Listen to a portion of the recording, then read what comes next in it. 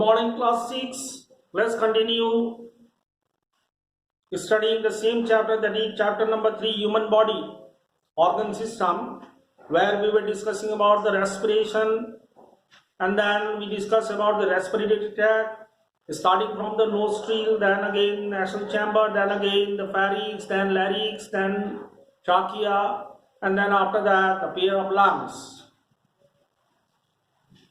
That is from the trachea, then comes the bronchi, then bronchioles, then alveoli, then the exchange of gases takes place. Like that we studied in the previous class. Now today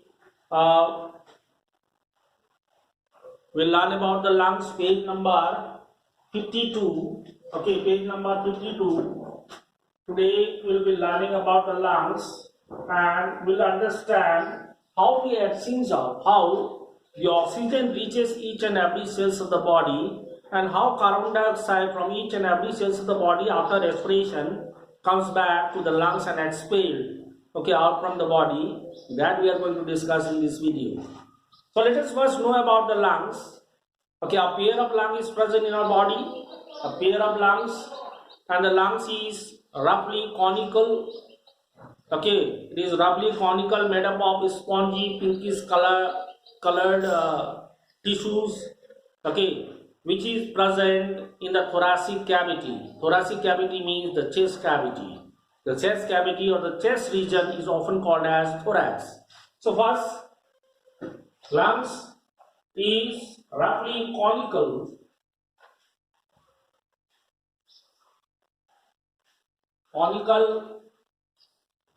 and then again made up of spongy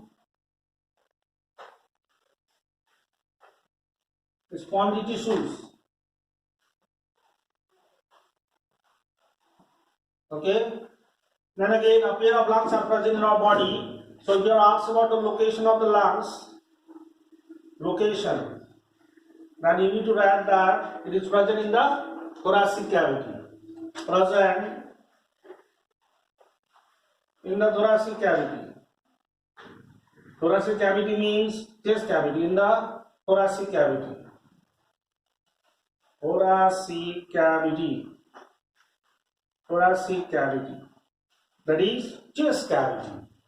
Okay. The chest region is called the thorax. Okay. Then again next comes the protection that is provided to the lungs. Protection. Now in how many different ways the lungs remain protected in our body? The first one comes the rib cage. Rib cage. Now let us try to understand what is meant by this rib cage. Rib cage means the sternum, that is the breastbone. Okay, the sternum together with the ribs and the vertebral column. Okay, sternum, that is the breastbone. Okay, together with the vertebral column lies, that is the backbone. Okay, together with the ribs forms a cage-like structure. Which we call as, this is the sternum, which is the breastbone. Sternum. Then again this one is the rib. Okay, this one is the vertebral column, which is also called as backbone, commonly vertebral column. Okay, so sternum together with ribs and vertebral column forms a cage-like structure called rib cage. Rib cage protects the internal organs such as lungs and heart. Okay, so this way you can write about the rib cage. Then again the lungs is further protected by its covering. The covering of the lungs is called pleuron.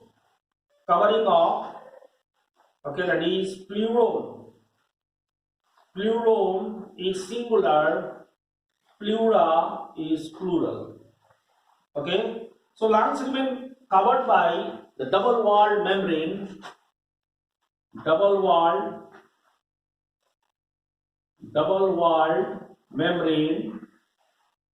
covering the lungs.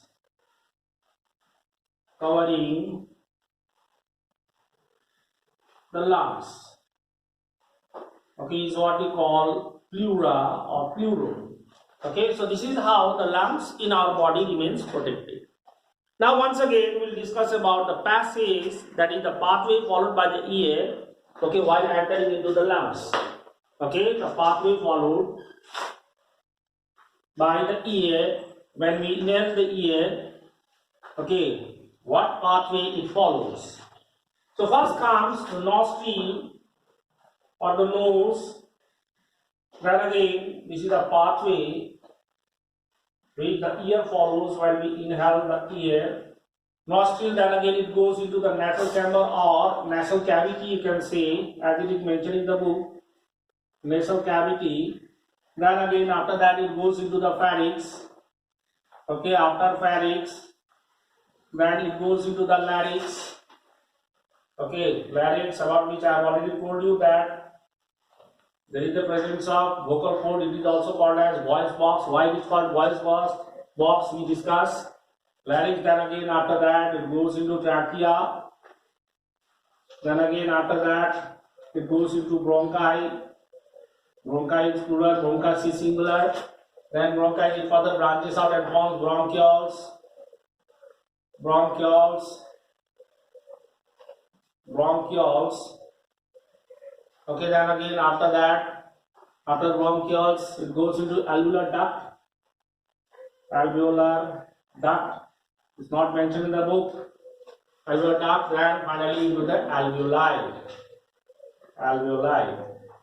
Okay, finally into the alveoli. Now here one more important point you need to remember, that we are always suggested to inhale the air through the nose, not through the mouth. Okay, so while sleeping time also we are often suggested and advised, okay, to keep our mouth closed, okay, while sleeping time, so that we can inhale the air through the nose. Okay, now the main reason behind this is that, as we know that nose is provided with the hair, okay, which traps the dust particle, and then the ear goes into the nasal chamber where it is warmed, and then again the nasal chamber or the nasal cavity is provided with a mucous membrane which secretes the mucus and traps the germs. Okay, so in this way the ear is made germs free, and then only it is allowed to go into the lungs. So in this way the lungs remains protected when we inhale the air through the nose. So that is why we are always advised to inhale the air through the nose, not through the mouth. Okay, so this point also you can note down. Then again after that, now see, now very interesting thing we are going to understand here is that the air, once it reaches the alveoli, okay, as we know, we have already studied that alveoli, the sac-like structure, okay, sac-like structure which has a very thin wall, and it is highly supplied with the blood vessels, that is blood capillaries.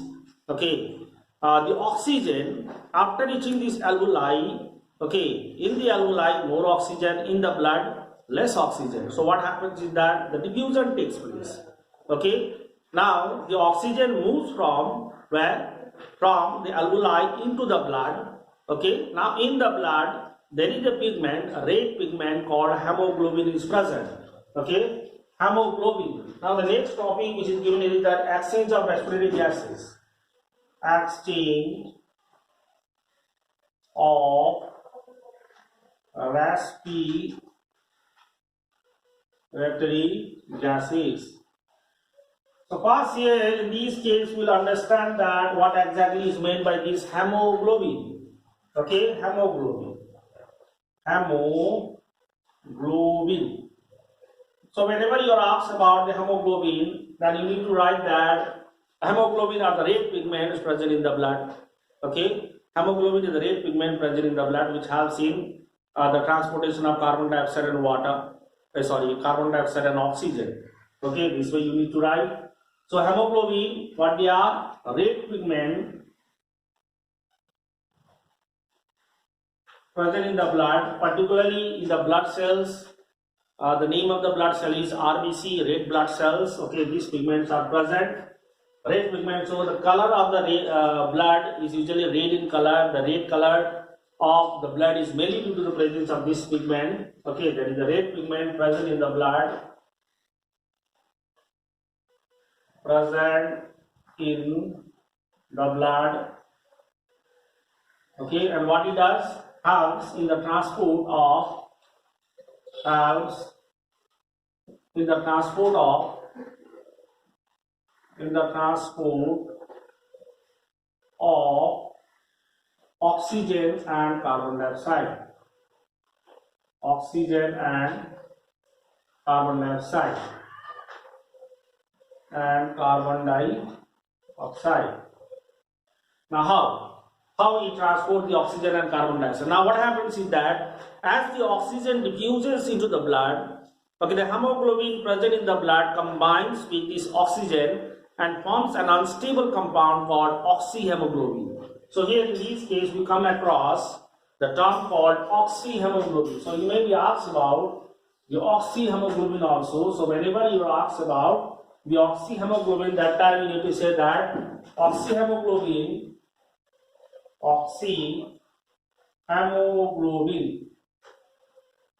okay, oxyhemoglobin is an unstable compound,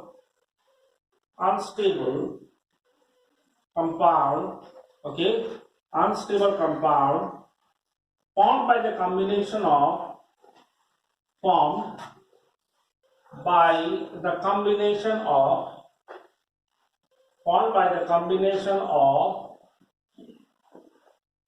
oxygen and hemoglobin. Oxygen and hemoglobin. Okay.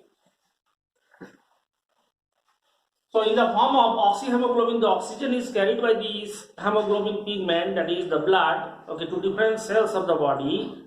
Okay, then after reaching the cells, what happens is that this oxyhemoglobin, as it is unstable, it breaks up, okay, and releases oxygen, and this oxygen combines with the glucose present in the cell, okay, and thus this food molecule, that is glucose, breaks down after oxidation, and thereby carbon dioxide, water vapor, and the energy is released, and this energy we utilize to do our work. Okay. Now, as the carbon dioxide has been produced, which is the waste material and has to be removed from the body, so what happens is that in the cell, this carbon dioxide again diffuses and then again combines with the hemoglobin and forms another unstable compound called carboaminohemoglobin.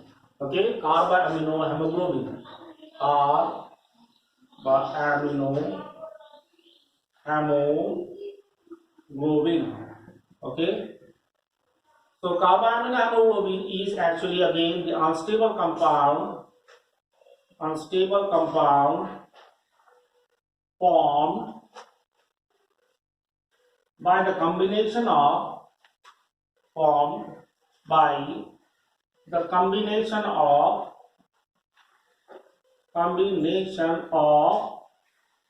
carbon dioxide and hemoglobin